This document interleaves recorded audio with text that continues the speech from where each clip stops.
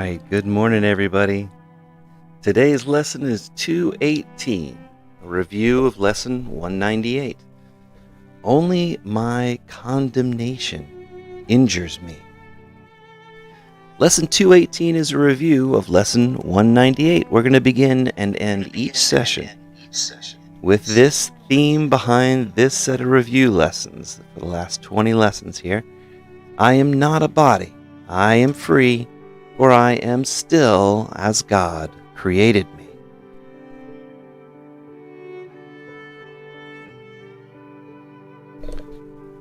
I am not a body. I am free, for I am still as God created me.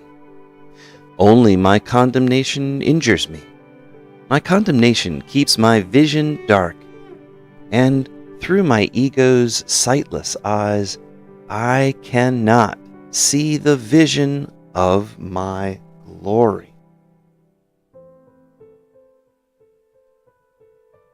Yet today, I, my higher self, can behold this glory of my Christ nature and be glad. I am not a body. I am free, for I am still as God created me.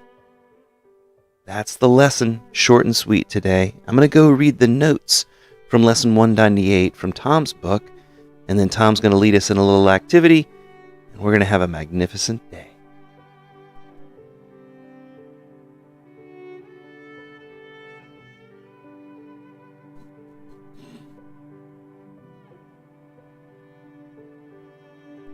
This lesson starts out, injury is impossible, and yet illusion makes illusion. If you believe you can condemn, you believe you can be injured. For you have believed that you can injure, and the right to injury that you have established for yourself can now be used against you. We're going to find our way out of this one. And here are the notes. Only my condemnation injures me. Yesterday, we asked the question about how your thoughts about others impact what you think about yourself. This lesson provides some additional insight about your world of perception. Injury is impossible, but illusions make illusions. In order to make the illusion of injury seem real, it is first necessary for you to identify your mind with the illusion of a body.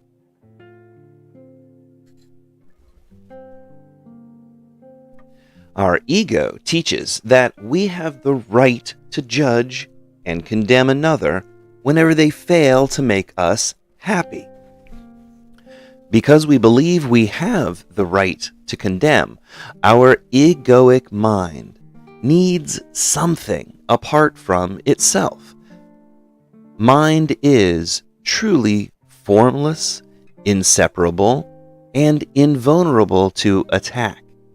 Yet, we have created the illusion of the body that appears to be separate and vulnerable to our attack. Unfortunately, when you give yourself the right to condemn or injure another, you automatically give that same right to your world. You believe that you too can be hurt. We fail to recognize the creative power of our own mind. Our mind has the ability to be or imagine anything that it desires.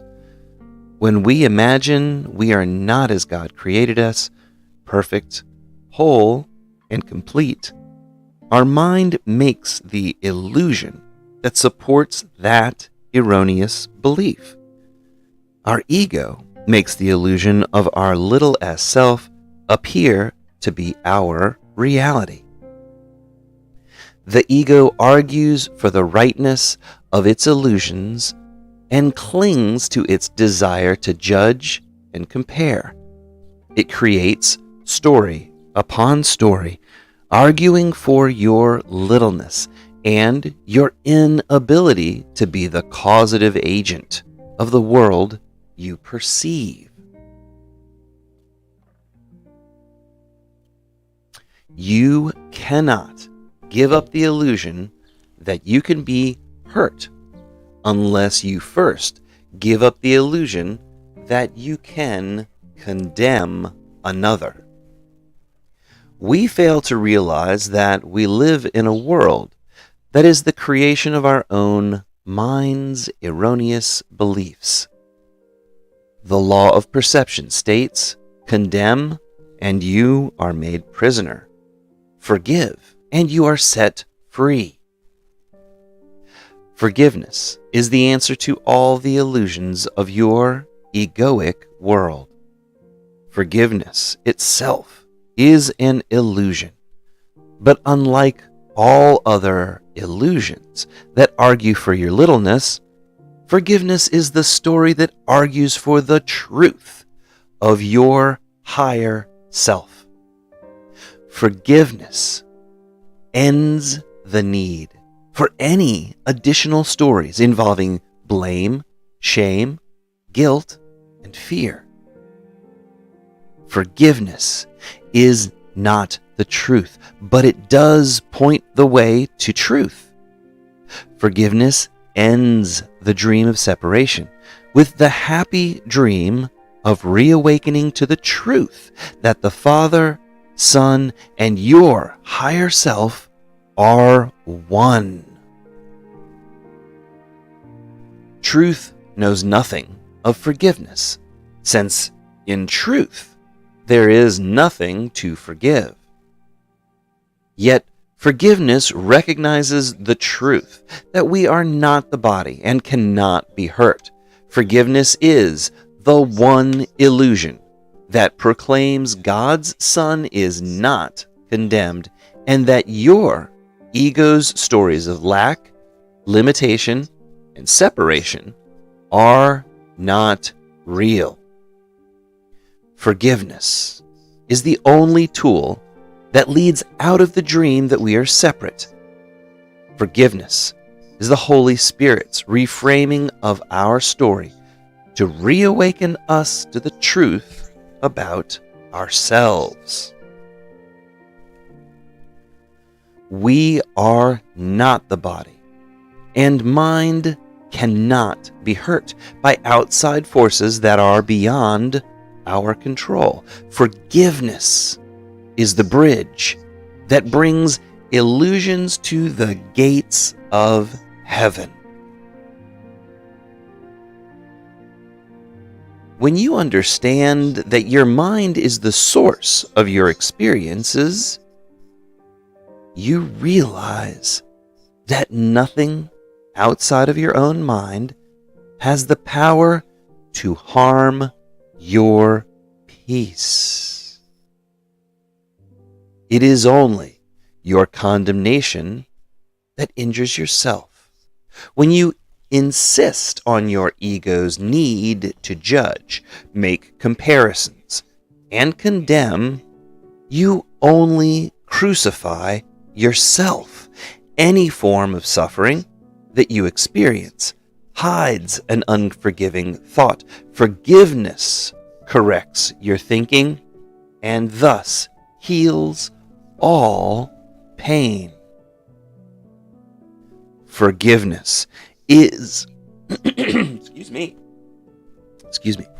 Forgiveness is God's plan for salvation, since it states the truth that sinlessness of all and the impossibility of condemnation. Read that again, Lee. Yes, sir. Forgiveness is God's plan for salvation, since it states the truth of the sinlessness of all and the impossibility of condemnation. It's always better the second time around. Forgiveness leads to the remembrance of heaven and the truth. Ultimately, you see a vision of yourself in a forgiving dream in which the illusion of your littleness disappears forever into God. Forgiveness leads to the knowledge that you remain one with the shared mind of God. When you condemn another, You act as their jailer and must remain in the prison of your unforgiving mind until you're willing to claim responsibility for the creative power of your own thoughts. You will continue to blame your brother for his failure to do the impossible and make you happy. Forgive your brother for the role you required him to play in your illusion of being a victim of forces beyond your control. Accept responsibility for your illusions illusions and let the nightmare of separation end in the final happy dream of forgiveness. In time, your function is forgiveness, your purpose is love, and your destiny is the peace of God. Forgive, and you are set free. Forgive, and you can reawaken to your destiny. And that's Tom's notes on lesson 198. The question of the day is your ego's need to be right, judge, and condemn so important that you would allow yourself to remain trapped in the same prison of your own unforgiving mind, rather than to forgive and let all, including yourself, go free? Only your condemnation injures you, while only your forgiveness can set you free. You get to choose which it will be. Tom? Yes, today we're going to choose to go free. So, what I'd like to do is we're going to be covering this lesson, going to be talking a little bit about forgiveness. But what I first would like to say is, this world that we've created is based on some laws. And the truth of everything, if we look at this world and how we view the world, I'd like you to realize that according to the physicists, the astrophysicists, quantum physicists, all these other people, they're now becoming aware that we're not privy to all the dimensions that seem to be out there.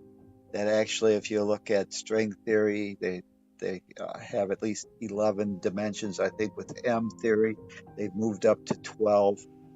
Yeah, it's But like 17. What about obviously, 17? okay, yeah, they keep on moving up with dimensions as they start discovering more and more things that their equations say must be out there. Um, so what we want to do is just be aware that there's an overarching goal that creates everything, and that's the law of God. The law of God says to give is to receive. That's what everything's based on. God creates, and being part of being unconditional love, God extends all to all. When God creates, it's a holographic type creation. There might be I'll say, a thickening of the soup, but the soup is still all there, and we're a part of it. So you're an individuated aspect of the one self, holographic in nature, which means that you contain the whole, and the whole is contained in you. That's what a holograph does. If we shot a laser beam through just you as an individuated aspect of this whole, we'd see the projection of the whole come out of you. So the law of God, which rules all dimensions, is to give, is to receive. There's a couple of laws that create or make the world of perception. And the world of perception is how you are viewing your world right now from the laws of perception. So you live in a world not of space and time, but rather a world of perception. What's the difference? The world of space and time would have the four dimensions of up, down, depth, and time, which is the appearance of change within that physicality, that physical space. Perception, the world of perception, adds a fifth dimension, which is your beliefs. So, in order to have perception, we need to have the appearance of two things arriving on the scene. We need the idea of separation, because to perceive, we need a perceiver and something to perceive. So, with perception, we take on the idea that separation is possible. And that moves, I'm going to say, space from being kind of like, whenever you look at your body, you think of yourself as a whole, not as an individual part. You don't think of yourself as the fingernail. Okay, space time is kind of like the body in this analogy, in that it's really the whole, but it has various aspects of it. It has a fingernail, it has a toenail, it has a arm. Those are all aspects of the whole, which is in this analogy, the body. In so space time is those four dimensions. Whenever we layer on the fifth, the belief of separation, which is this idea that there's something outside of ourselves to perceive, we move from that abstract oneness into the concept that there's autonomous beings apart from you. And that creates the world of perception, which is what we're quite familiar with. We mistake it for the physical reality of what's out there, but we've layered on this belief of separation. Okay. In the world of separation, okay, in this world of perception, there's two important laws that are subsets of the law of God, which is to give and to receive. But there's the law of seeing and the law of perception. The law of seeing states that I will see what I feel within. If hatred finds a place in my heart, I'll look at a cruel world, uh, held tight in the grips of fear's bony fingers. If love is in my heart, I'll look upon a world of mercy and forgiveness and love.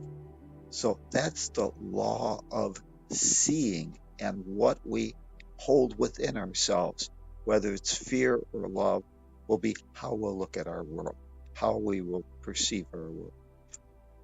The law of perception, okay, which is different than the law of seeing, is what we're talking about in this lesson. It says, only my condemnation injures me.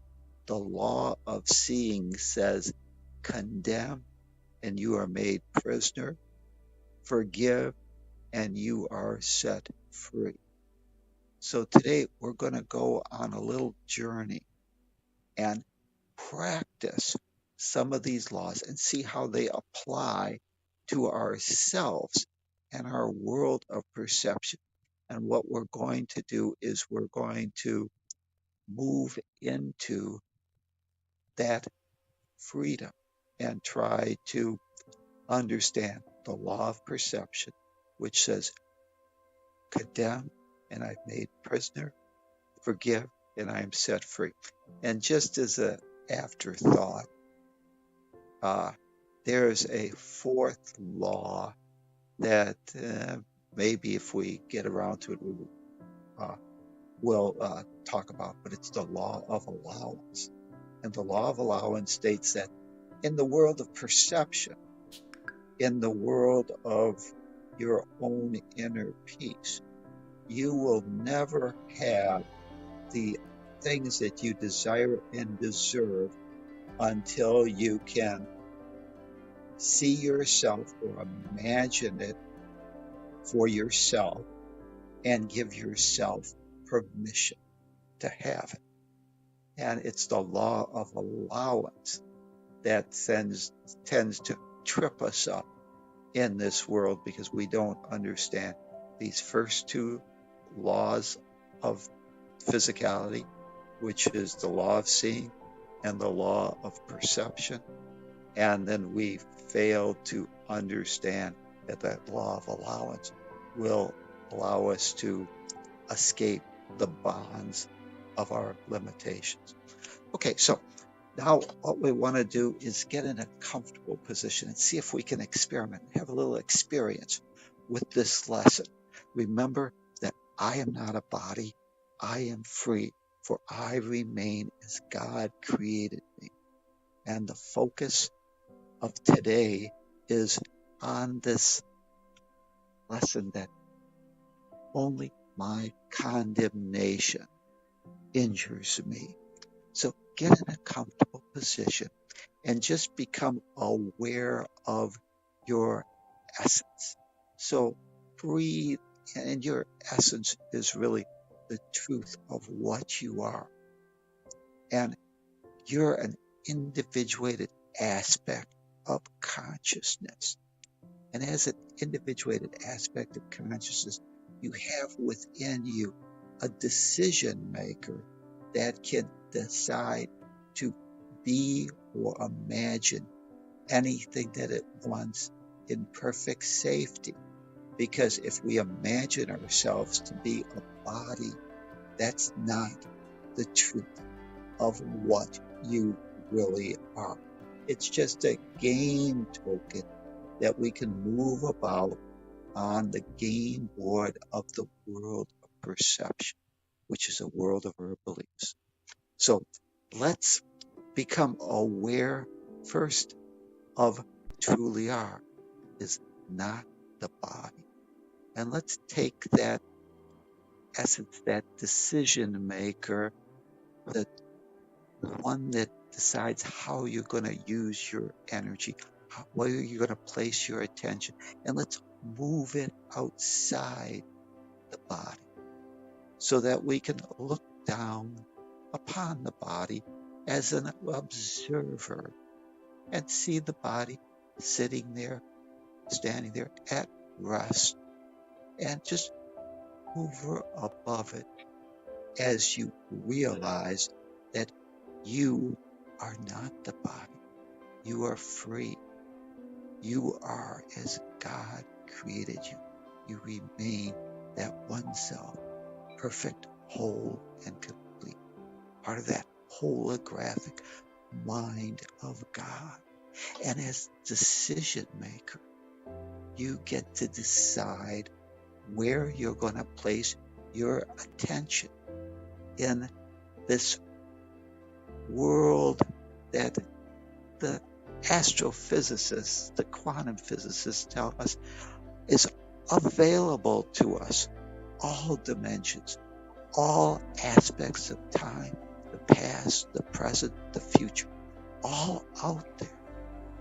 And what we're going to do today as decision maker is to move through time. And what I'd like you to do is pick a time in your past where you've felt that someone didn't live up to your expectation, or perhaps you didn't live up to your expectations. But in this case, we want it to be something that you were involved with somebody else, and you really felt that that other person did something to not follow your own plan, and therefore that other person harmed you. hurt you, wronged you, or did something to cause you to be unhappy, to feel betrayed. So take 30 seconds and pick one. I'm sure you could probably come up with one. All that we need is one.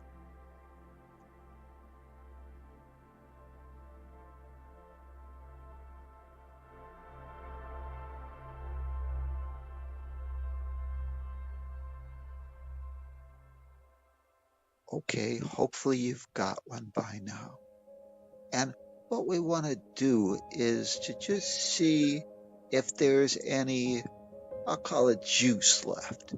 So why don't you kind of recall that memory and see if you're looking at it as an observer where you're just watching it play out on the screen and there's no emotional charge, no negativity associated with it, or if there's still some twinge or amount of pain when you call that back into your mind's eye and perhaps fast forward through that event and see the disappointment, the feeling of betrayal that you feel.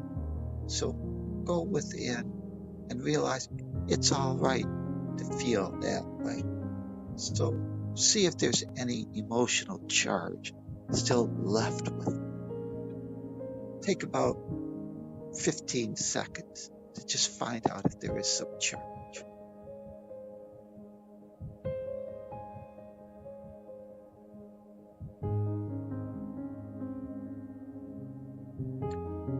If when you replayed that, you felt some twinge of maybe some pain, remorse, blame, shame, guilt, perhaps on that other party for the role that they played, or perhaps to yourself for being the victim of their actions. And somehow you feel now that you have been harmed. So if there was something, excellent. If there wasn't anything, excellent also. Because now we realize that we can observe that event. We still realize that it happened in the space-time continuum. The event actually did occur, but that there was no real lasting harm. That instead there was some learning lesson, perhaps just a lesson that you deserve respect, that you no longer need to experience people that will disrespect you. Or perhaps it's this idea that you realize that you disempowered yourself when you thought that somebody else could make you happy. But if there is no charge, that means you've realized that there's nothing to forgive, that all we are actors on a stage playing roles so that we can learn and hone our skills and realize that I am not a body, I am free, for I remain as God created me, and nothing can source or rob me of my inner peace unless I, as decision maker, choose to interpret it that way. I, as decision maker, always have the ability to realize that in time and space, this is just our Game Boy, our NASA flight simulator, where we get to learn and hone our skills, that nothing can rob us of our own inner peace, because the truth is that I remain as God created me, perfect, whole, and complete, and I am not a body. if there was some twinge of pain associated when you observe that event, realize that there's some learning lesson that you need to incorporate. Perhaps you've learned that maybe this person was on their own perfect path, and because of their state of fear, the only way that they could minimize their fear at that time was to actually attack you. And you realize that that was just them playing the role of someone who did not understand, as you're now starting to realize that you are not the body. They were not the body. They were free. And at that time, they got sucked in to the drama and believed themselves to be a vulnerable body. And therefore, perhaps because of their level of fear, they could not respond in what you perceive to be a totally loving way. And therefore, you felt disappointed. And perhaps you've learned that lesson, that you can't rely on that person to make you happy, but you haven't perhaps realized the learning lesson because there's still some type of pain associated that you really have to take responsibility or ownership for your own inner peace. You need to realize that I am not a body. I am free. I am still as God created me. And as decision maker, I can realize that nothing outside myself can rob me of my inner peace, that I am not that body, that that was my game token. And I came here to reawaken my sleeping mind to the truth that I am spirit. I am part of what God created me. And as that, I get to determine what I wish to experience. So, with those thoughts, first, if you perceive that that person still has harmed you, realize that they were there acting in your own play, trying to help you reawaken to the truth that you, as God's beloved child, deserve respect. That you, as God's beloved child, are not some limited ego body, but are unlimited spirit. So they were trying to help you learn a lesson about yourself, that in this world of perception, condemn, and you are made prisoner, forgive, and you are set free. So forgiveness, the terms of the Course in Miracles, doesn't mean I forgive my sister or my brother or that person that offended me for their action that somehow caused me to lose my inner peace. Forgiveness is the realization that that was merely an actor playing a role that we both agreed to play our parts so that I could reawaken to the truth and find out some limiting belief about myself so that I could eventually reawaken and reclaim my spiritual magnificence as the Christ. So today, I forgive my cohorts, my other actors, for the roles that they did play in this drama, but that had no ability to affect or change what I truly am.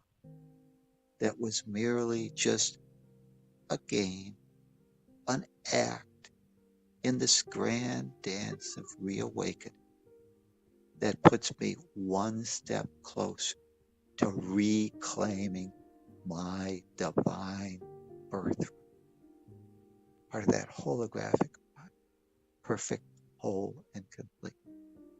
I realize that this world of perception is only designed for me to ask, in this world of seeming hate and fear, what would love have me do?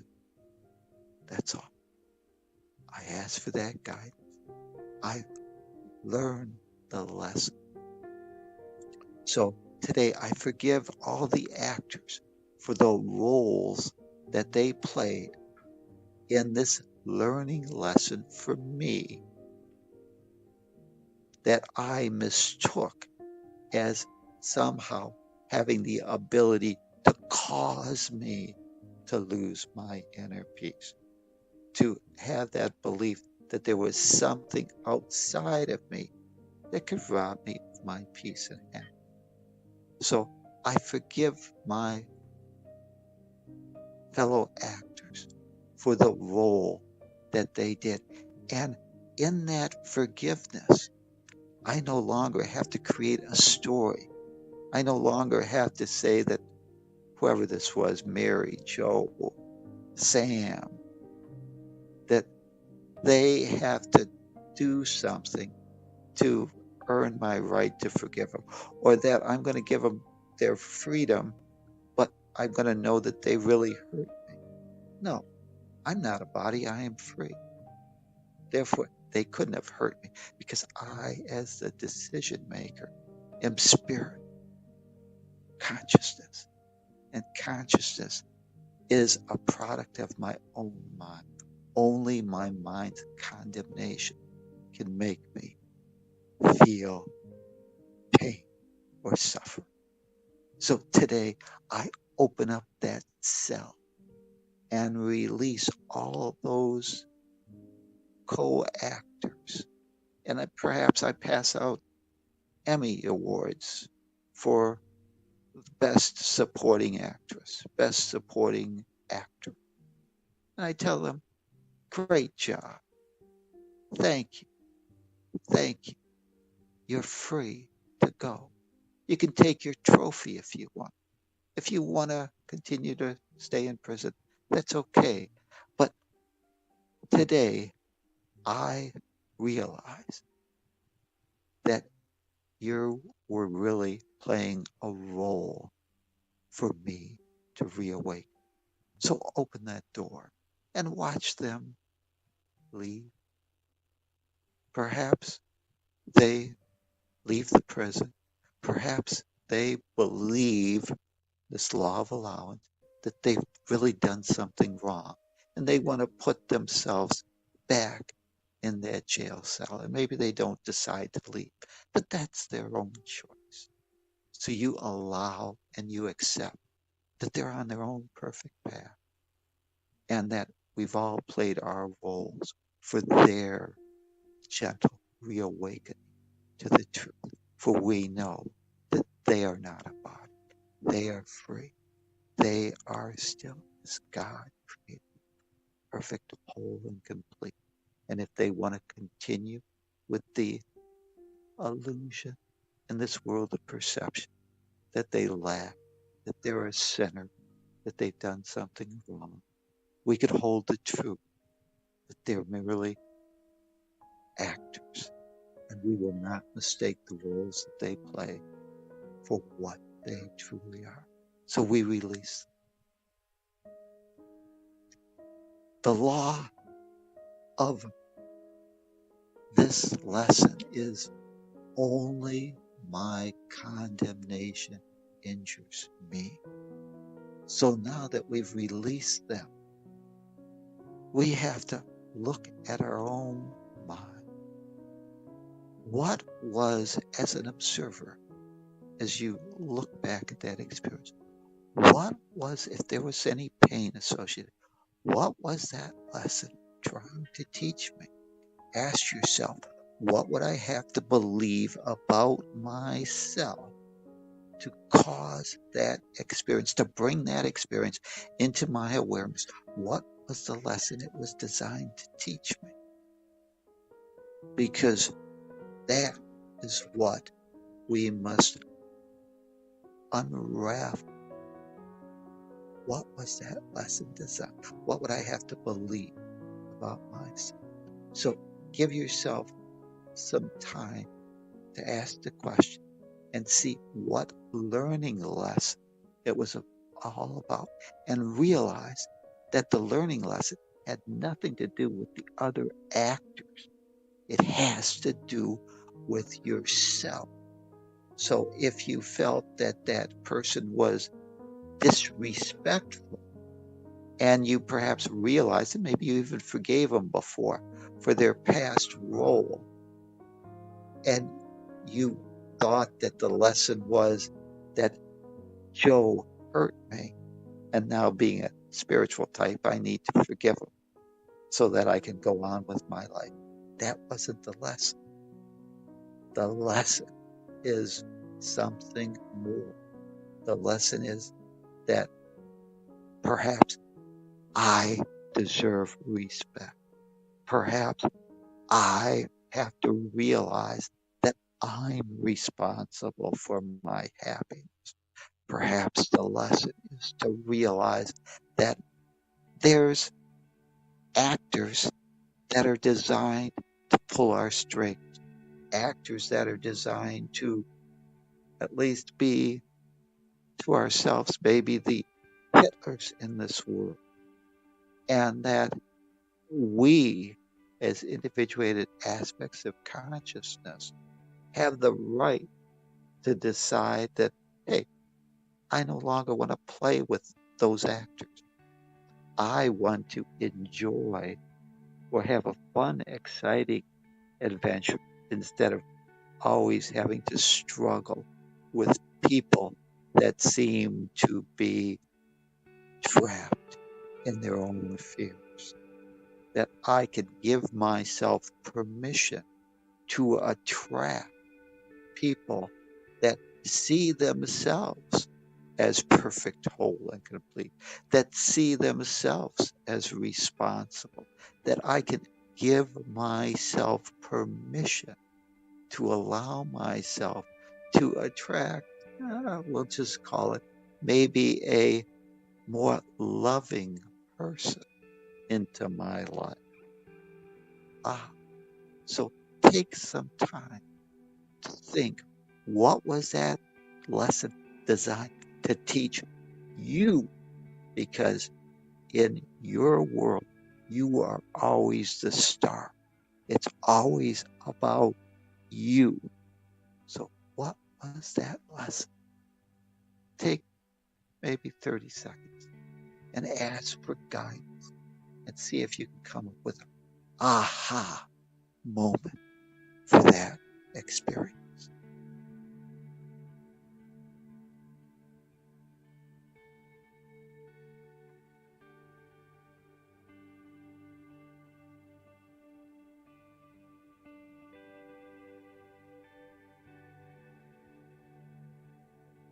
Hopefully you found something, some insight.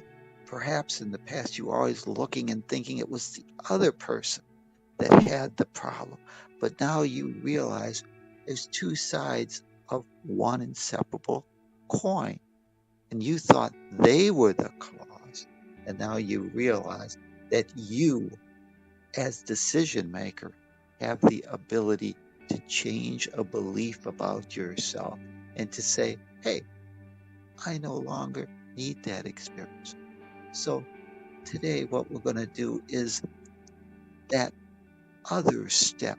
We've already forgiven the actors, our co-patriots, But now let's give ourselves an Emmy, a reward for the best actor or actress in that role we play, because we were the star of it. We thought perhaps that someone else could make us happy. We had an ego's plan that someone else had to do something to make me whole and complete. Now, because of that lesson, I realize I am the source of my own inner peace. I, as decision maker, can give myself permission to appreciate the drama that seemed to unfold perhaps many, many years ago, or maybe many lifetimes ago, that I played, and now I've learned the lesson. So let's go upstage and accept our trophy, our Emmy.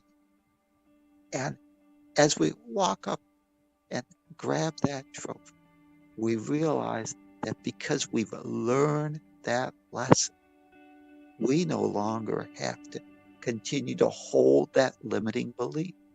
We can forgive ourselves for that role that we play, but realize I am not a body. I am free. And now, as decision maker, as the observer, I reawaken to that truth, and that limiting belief that I've just uncovered, discovered. I can discard it. I can realize that, hey, I am worthy. I am lovable. I'm not a worthless piece of shit. I'm not some victim of outside circumstances. I am a powerful creator. I decide. And with that, I give myself permission to free myself from that past belief. I unplug when I grab that trophy. I'm reclaiming that energy circuit, that belief that was supposedly causing me pain. It was my lack of forgiveness that condemned me. Now I realize that my own condemnation injured me. My belief that there was some outside force that could rob me of my own inner peace. That's the problem. It was that belief. And now that I've uncovered, I can change, I could correct that belief. I could choose a new belief. Hey, I am lovable. I am God's treasure. I deserve love. So let's just take a moment and see, realizing that that old belief wasn't serving us and no longer should be part of our own reality. Let's come up with a belief that can support us, and come up with that belief.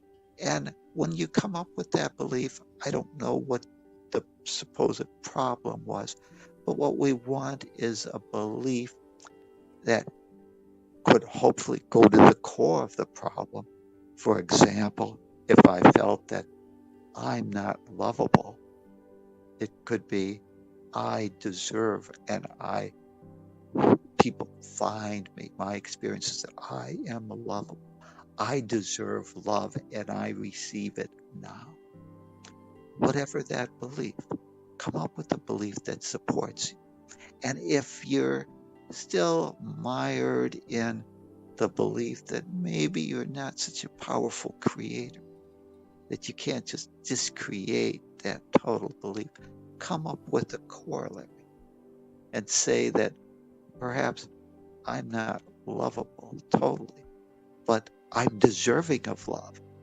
And that now I give myself permission to not attract the scorpions of the world, but now I give myself permission to attract the person that can appreciate the truth of what I am, for I am worthy of love.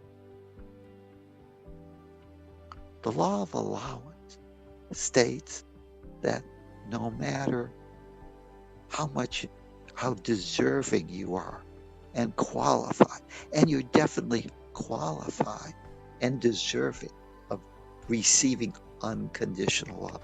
That's what God gives you. That you will never have that experience in time and space in this world of perception until you can see it for yourself. That means imagine it for yourself and give yourself permission to have that. So with that, that's a two-step process, this law of allowance. So let's, as decision, now see if we can imagine it for ourselves. What would that look like? How would that feel to have that experience turn out so that now you can accept whatever it might be and see that into your reality. So whatever that area that you wanted to look, see that and imagine being in that experience. If it was the idea that I deserve love, we don't want to deserve love. We want to say we're entitled to love.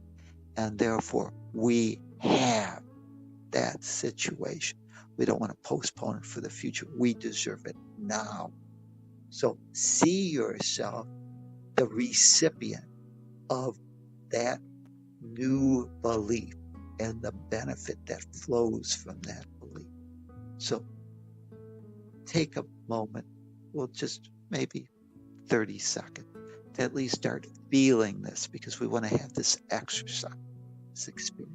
So go ahead, see yourself having the benefit of that new belief and how your world has changed for the better.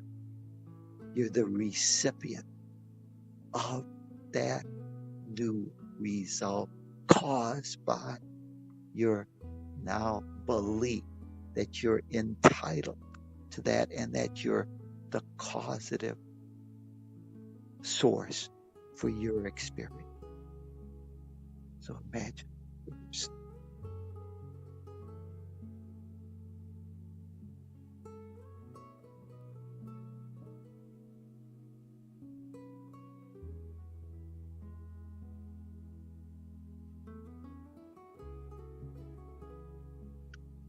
Okay, now I know that we probably could continue with that imagination, that vision.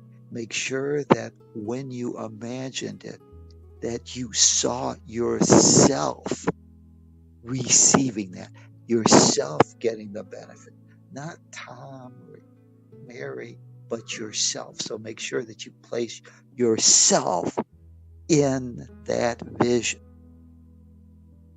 The next part of the law of allowance states that I first have to be able to imagine it for myself, but now I have to give myself permission to allow that to happen. This lesson says only my condemnation injures me. I have to forgive myself for all the past beliefs. The idea that I wasn't lovable. The idea that I felt I had to suffer. That I wasn't worthy of having those good things I just imagined. That now I have to realize that I have graduated. Because I've had those past experiences, I now, like Edison, perhaps have identified 5,052 times of experiences that did not work. And now I say, enough. I found the one that worked. I've successfully identified that, and now I failed my way, if we can call that. And they weren't failures, they were successful identification of ways that did not work.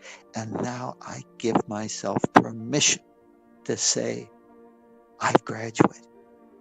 No longer do I believe that I'm not lovable. Now I believe that I am entitled to love, and that I call that into my awareness. That thing that I was imagining, I'm entitled to it. And I feel, I know that I've given myself permission to now be the recipient, the beneficiary of that new belief. And I forgive myself for all the crap that I had to get to this point. I forgive myself. I'm going to leave the prison of my own mind, that limiting belief that I wasn't loved, that limiting belief that there was some outside force that controlled my fate.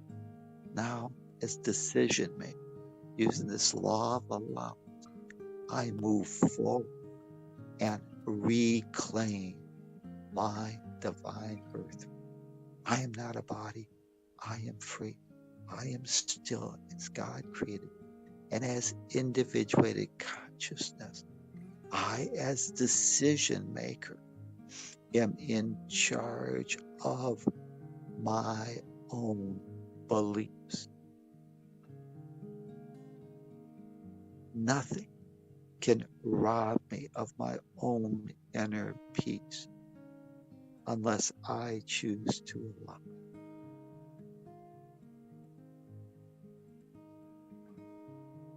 The law of perception says, condemn, and you are made prisoner. Forgive, and you are set free. Today, I open up all of the jail cells of that experience, and I let my co-actors leave, and I give myself permission to leave also. I realize I, as decision maker, get to decide when I graduate. I say enough of that old limiting belief. I've learned that lesson. I no longer have to experience it into my future. I release it. And now I realize that that was my own condemnation that kept that energy circuit alive. I've pulled it. I've recovered it. And today, if I play that same event, I'll know that it exists, but it'll have no charge, for I have forgiven all, including myself.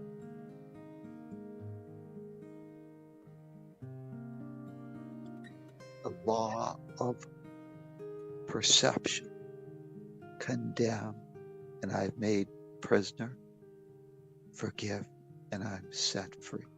Today, I learned that lesson and realize that I, as decision maker, am the judge, jury, and the jailer, and the one jailed. I give myself permission to hold those keys and forgive myself and my world.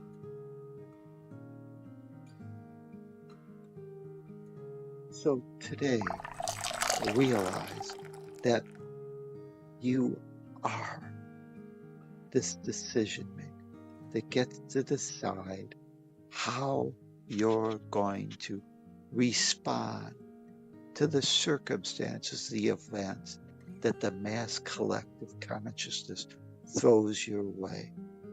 Know that in this world of perception and time and space, all the circumstances that come our way, we're not in total control of those events, but we're always 100% total control of how we choose to interpret those events, whether or not we mistake the game token to be our reality, whether we mistake the idea that the body, which, it's a game token, it can get dented, okay, that's not what I truly am. For you are an individuated aspect of that one self. You are consciousness. And as such, you are the power source of your own experience. So take a moment and just breathe in the energy, the life force. That is the love of unconditional love, the love of God. I accept the love of God. I accept the role that I'm going to play today in my world. I realize that these roles are not what I am. They're just parts we play in each other's own perfect script of reawakening to the truth of what we really are. No blame, shame, guilt, or fear associated with those roles. Today, I will not mistake the game tokens, the roles that people play, for the truth of what they or I really am. I breathe in the love of God, and I accept the love of God. I breathe in the love, and I extend forgiveness to my world.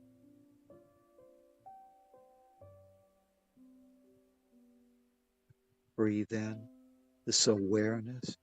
I extend forgiveness to my world. I extend forgiveness to myself for the role that I've chosen to play today and the roles that I've played in the past. I am not a body. I am free. I am still as God created me. Nothing sources my experience but me. And I, as decision maker, know that nothing can rob me of my own inner peace unless I make a decision to supposedly empower some actor, some role to supposedly be able to cause me to lose my inner peace. Today, I realize I'm in control.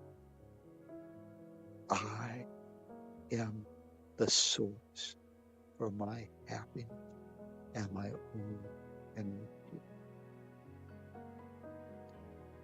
So why don't we now, as observer, look down on that body and reconnect with the game token that we'll need and use so that we can play our role on this game board of what am I? And realize as decision maker, we can decide and transform the game of what am I to I am that. What are you?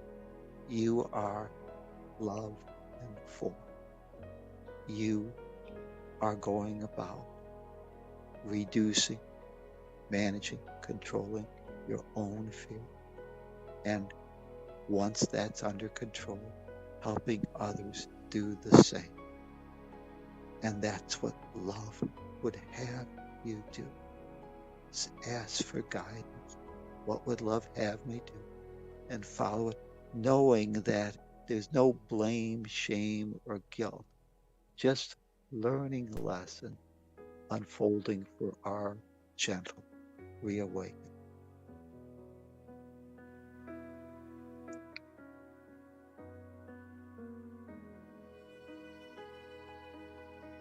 Feel that truth and breathe in that life force. Start reconnecting to the body, move back into the body, start circulating the energy, reconnect with the body. And as you move that energy through, whenever it gets down to maybe the soles of your feet, send an energy bolt down through, reconnect to the stage, the game board, and go about your day guiding, demonstrating that you are that, and decide what that is. Create a great day for yourself and your world. Namaste. The God in me recognizes the God in you. Thank you. Namaste, Tom. Thank you so much. Wonderful little activity there. What do you think, Dad? Tom, what is with you? This is amazing. You just keep doubling up on yourself, getting better and better, which means that you are teaching us incredible truths for each of us to be able to help ourselves feel better about ourselves, about the people in our life, some of whom appear to be our lovers and some of whom appear to be our haters. You are teaching us that we can source our reaction to all of these people, and by letting go of the stuff that we held in our belief system, we can change the events on this game board that we're playing, the one that is, what am I? We can change and get a new answer for that. The new answer is, I'm better than that. I'm not so little anymore. I don't have to grovel. I don't have to argue for my littleness. What's amazing to me as we continue forward is that we all are coming together. I know I am. I know I'm learning new, slightly different ways of looking at things. You are putting beautiful pictures in our minds that enable us to improve our life each day in real ways, because it all starts with how we think about ourselves. And if we can change that, then in this real world, which is really not the real world is what's going on in our spirit, in our essence of who we are. As we learn these new things, we can change the little unreal world that is called the real world of perception into a better way of life for us and all our people. It's incredible, because I see, as I listen to you, I've got about 7-8 pages trying to catch up with you as you say these things, and as catching up is because I'm bringing into and adding to what you're saying the specifics in my life that can change right now to enable me to change my world that I perceive to be a better world for myself and for everyone that I'm in contact with.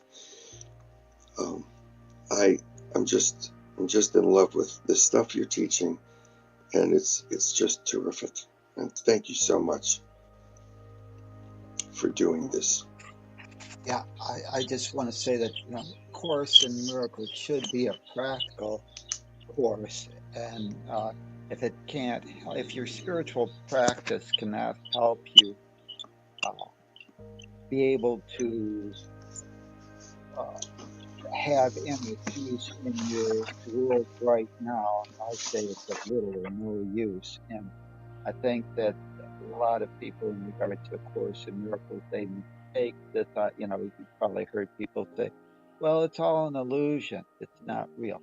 That's not how we perceive it. We need to meet people where they are and realize that this world is our game board and we can make it into a fun, exciting world. So, maybe it's because I come out of not a school, originally I come out of the school of metaphysics perhaps, but, so I look at things differently. But we need to realize that this moment is what we're here for, and that we have the ability to impact our own private world of individuated perception, and that the Course in Miracles has the overarching philosophy that can teach us how to do it. And this workbook, if understood properly, okay, and we start realizing that we've got to play in this world rather than to deny its existence, or that it's a place where we cannot be happy. Okay. Uh, that placed some limitations. So I hope that people, are starting to realize that your own private world of individuated perception is your domain, your dojo, and you're in charge of it, and you can be the sensei of it if you so choose. So if you felt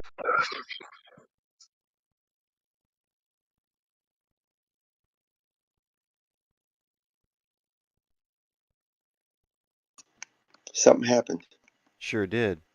Sorry about that. We lost Tom for a second. Oh, Until he comes back, I think I I just think he want just to add he that. finished his comment. I stopped because I was done. So I was just saying that, I, I was done. So I stopped talking. I thought somebody else was going.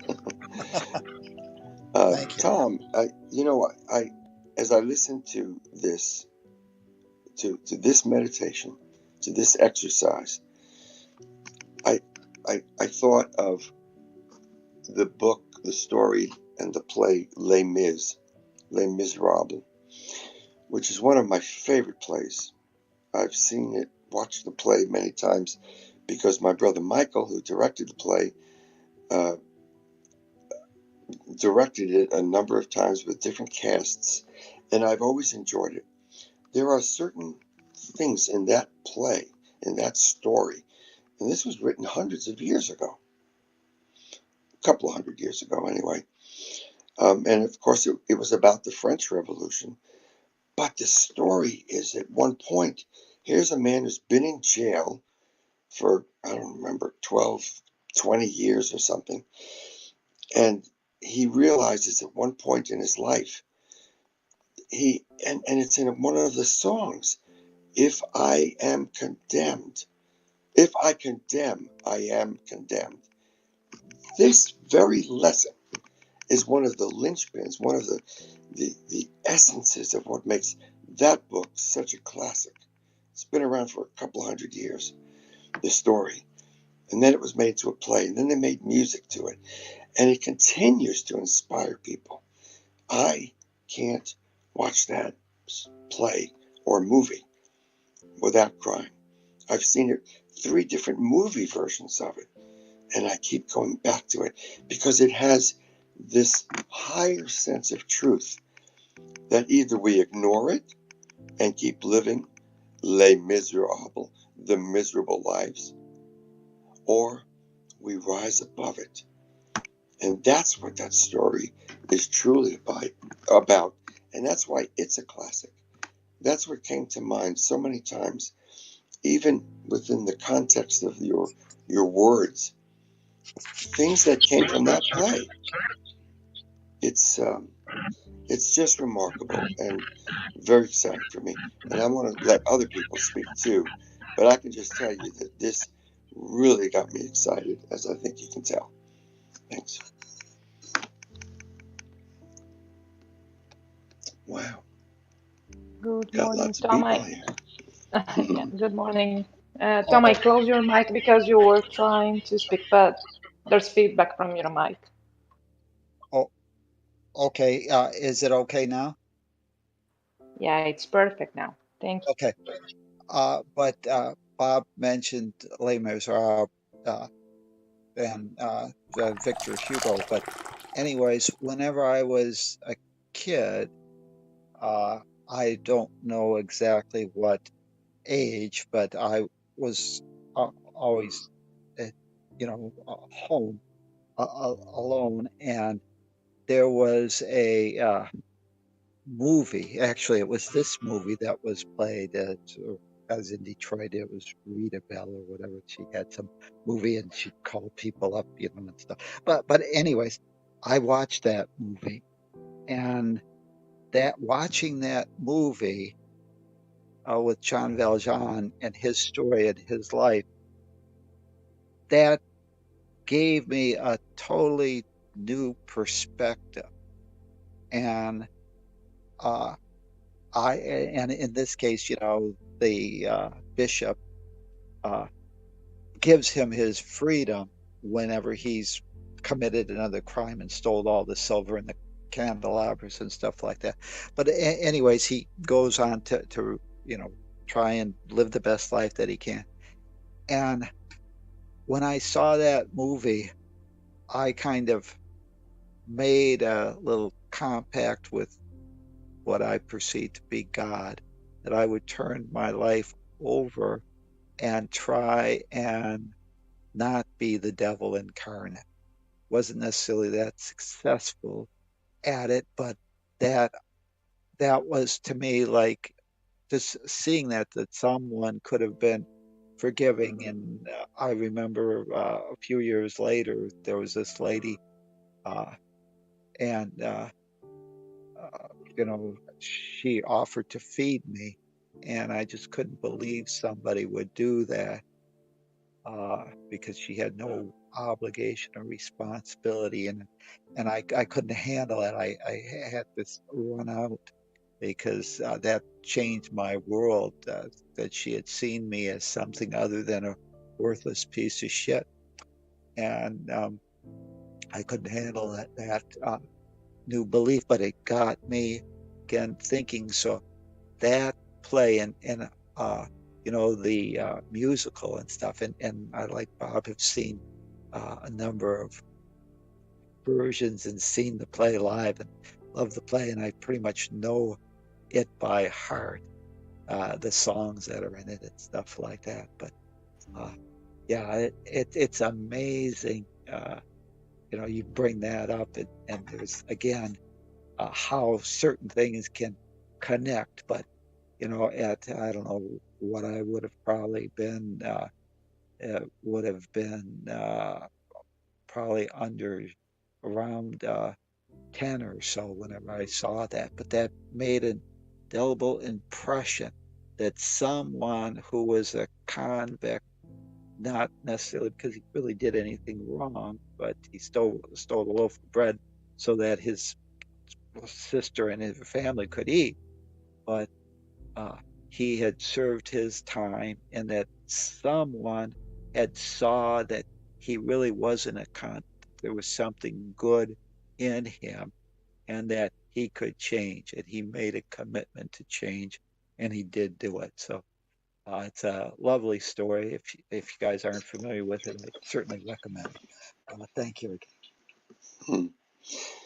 It's it might be one of the greatest books of all time, and I think it's considered to be one of the greatest books of all time because it has a spiritual message that goes so far beyond whatever our specific life is about. Anyone who has any ability to envision that there's got to be something more to all this stuff, that kind of story, um, it tells, it really, in a sense, makes it personal for anybody who can relate to it.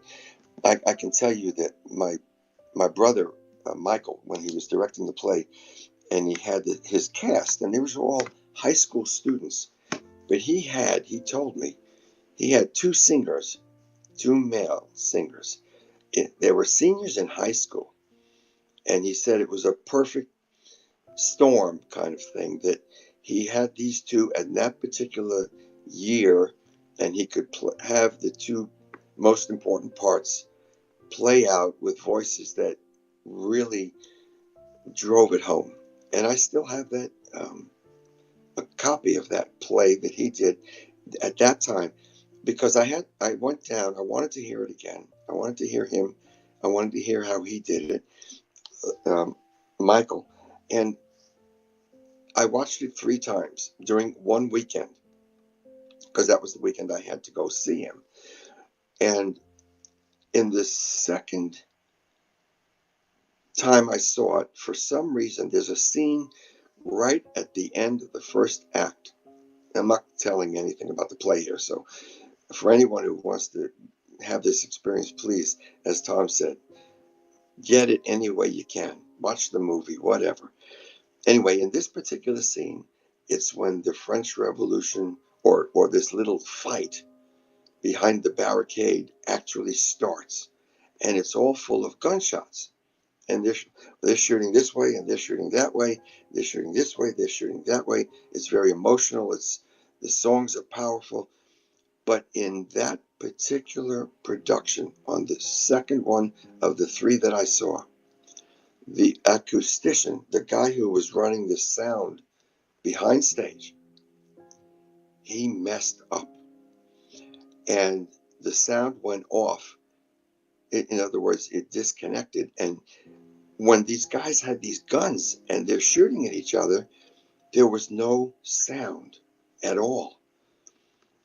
At the end of this play, I went over to this guy and said, "You did the most amazing thing in at the end of the first act when they were supposed to be shooting and these people are looking at each other with their guns and people are dying and falling all over the place and there's no sound. That was the most powerful rendition of that part of the story, that the gun sounds, the shots, they don't mean anything." And it enabled me to imagine the sounds any way I wanted to. It was fantastic. I found out later when I told that to my brother Michael that he was just all pissed off that his sound man screwed up and messed up that whole scene because there were no gunshots, the sound of the gunshots coming from the rifles. It just it it shows to go you. It goes to show you that every mind takes these lessons slightly differently, but the lessons are still grounded in truth. So, how will you apply these lessons to your life? That's when you come up on this stage and share a little piece here, a little piece there, so that we all get to fix the pieces in our mind to make a better picture. I just love what you've done with this, Tom. Thank you again. I'm going to try and let other people speak right now. I'm just so excited. It's hard to contain myself the way you did it. I love your story. I really did. But it also shows how perception is the key to everything. You know, in that experience, being the writer and the playwright, I probably would have been pissed too. Because sound for me, that was the Where's my most bang important bang? part of the Right? where the most part of the The story is, however, thankfully, you were in a place where you could see it differently. I bet it was powerful, but I bet the everybody else was like, "Where's the sound? What's going on? I can't understand." Just a bunch of nonsense. When things don't go as we plan them to go, sometimes we get stuck in that experience, the lack of, as opposed to, let's see what they do with this. I'd like to hear what other people had to say about that particular scene. I'm sure it was quite powerful. Um, you know, You're right, for Rosa. me, these lessons show up in my life quite a bit. It's like I could choose to do something different. And most of the times I don't. I don't choose to do anything different until after the fact when I've already screwed up. It's like, dang, I could have done this instead of that. I could have ignored it. This is a prime example. Today is my oldest sister's birthday, and most of us are here in DC. She's in Cleveland. And yesterday, my middle sister and her husband drove up to Cleveland to surprise my sister. Now, my first reaction to that was, why she ain't call me and ask me to ride up there with her? Because we used to do those kinds of things before she was married. I was like getting all in my feelings. Dang, they could have, that's an 8-hour ride. All they had to do was call me.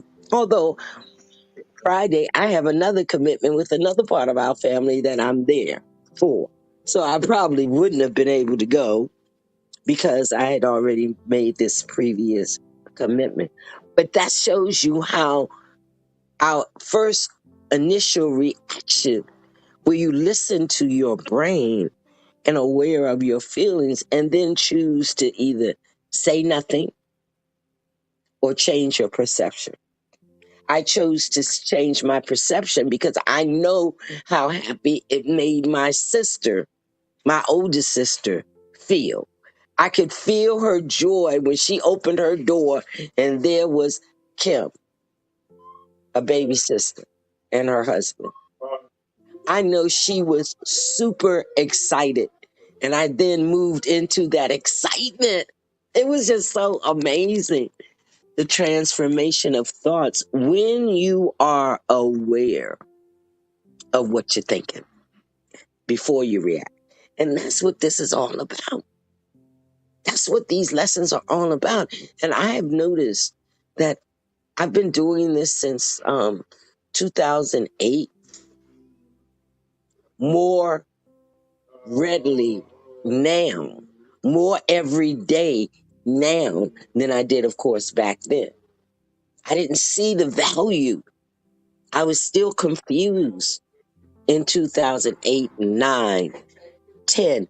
I really did not get into the true feeling and meaning and use of these thoughts until 2011 when I went blind and had to write, and I had already committed to writing a book.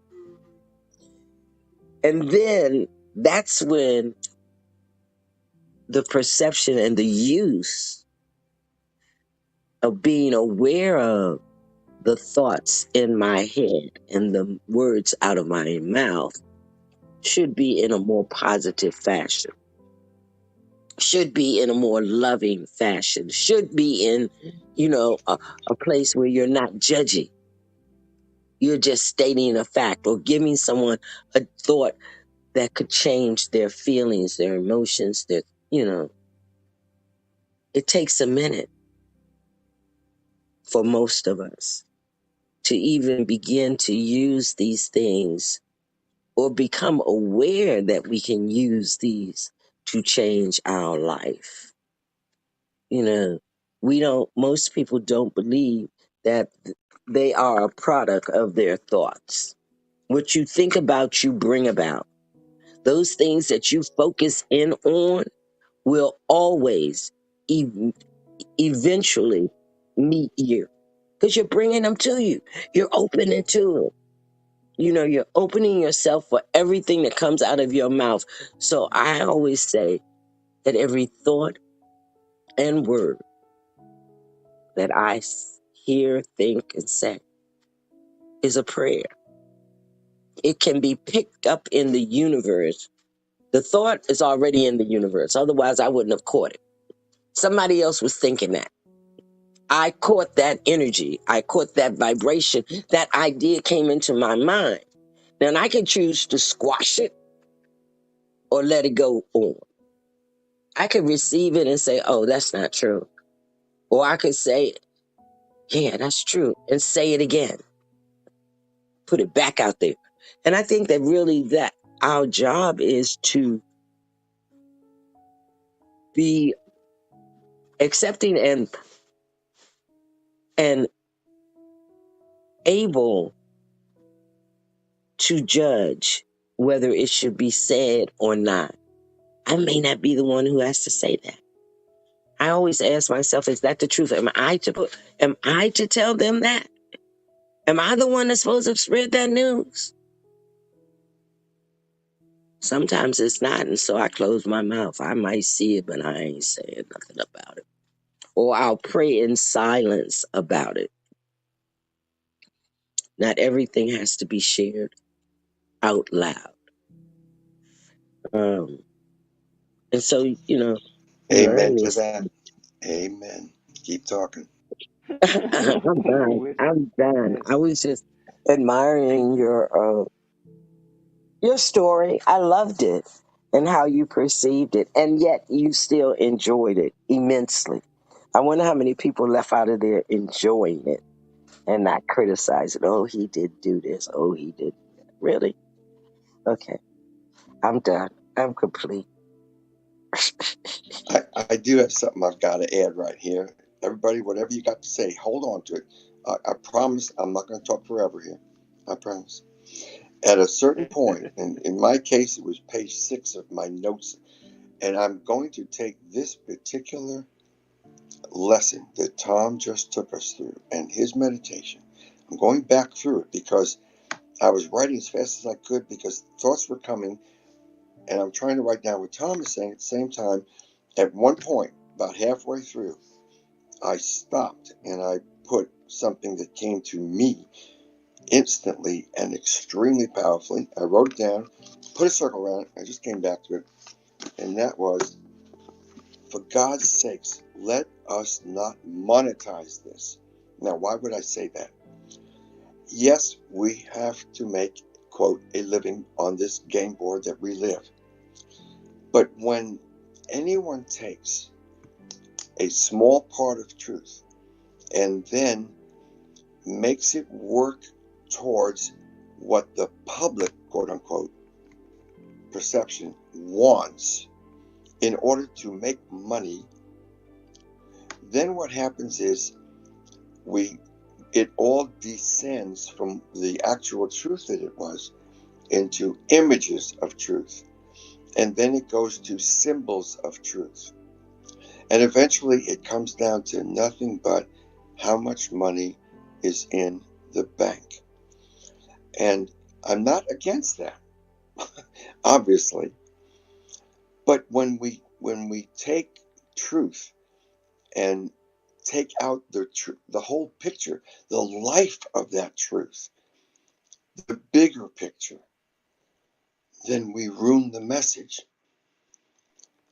This book, A Course in Miracles, puts aside so much of the extraneous things that religions have used to monetize these truths.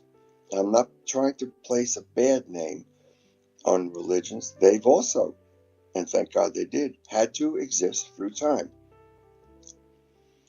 But the real essence of this truth is all right here. It's in this book, in my opinion. It puts together everything that I've ever known in the right order, in the right way for us to be able to perceive it. I'll give you one more example. I don't know if it's the last one. I was born Jewish, as most of you know. I also became a Christian. about 1/3 of the way through my life. And one of the things that I learned, there were so many things. It changed my life, there's no question. But beyond that, it's that I was born with was that we, the Jewish people, are the chosen. Well, I believed that 100% from the time, well, as far back as I can remember. The problem is if you take that and you isolate that, does that mean nobody else was chosen? Does that mean that no other groups are chosen to carry at least part of the message? What does it mean? It doesn't mean shit unless, except for the way we interpret it. What meaning do we give to it? Which is part of Tom's lesson today. And what I'm saying is we all, every single person, Jewish, not Jewish, Christian, Hindu, Muslim, it doesn't matter. We are all chosen to experience the truth in this book. Not of what is God's name. Is it Allah? Is it this one? Is it that one?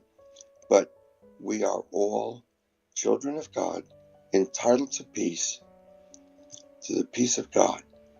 Ultimately, that's what Tom has isolated for us and repeated so many times.